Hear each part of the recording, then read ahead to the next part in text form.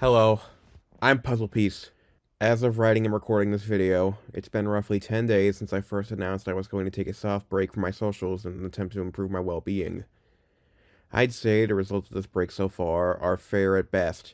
There have been some good things that come out of it, such as more free time to draw, but also some bad things. Seeing as I'm going out of my way to distance myself, I might as well explain my reasoning. Believe me, it's not that simple.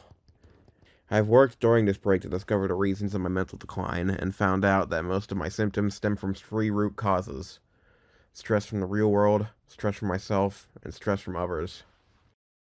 Real life sucks. That's all I'm going to say in this matter, because you don't need another voice telling you the same thing you hear over and over from doomscrolling again.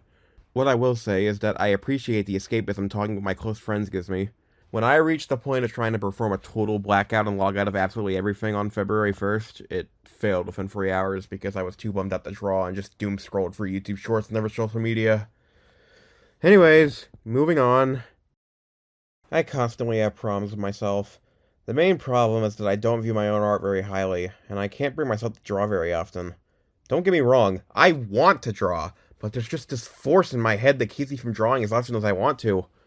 One of the primary reasons why I wanted to take a break was because I assumed the less time I wasted on my socials would fix this for me. I'm going to attempt to recount just how many art pieces I actually managed to accomplish throughout this break. I drew 11 finished art pieces during the 10 days before my break, and the 10 days after, I've drawn 17. Not as big of an improvement as I was hoping for, but I'm sure with time I could beat it. I also still have 4 commissions that will be completed as soon as I can find a chance to work on them. A major problem with my self-esteem, and specifically, I don't feel that confident in my art. I try new line art and sketching techniques, but it doesn't stick, and it's like I'm forever stuck at my current skill level, not really feeling satisfied with what I make.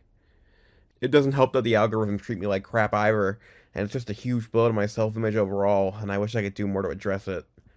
But if there's anything that pushed me to take this break, it's the final reason. A sizable chunk of the people who are interested in me and my content don't see me as a person. They see me as that guy who makes that thing they like.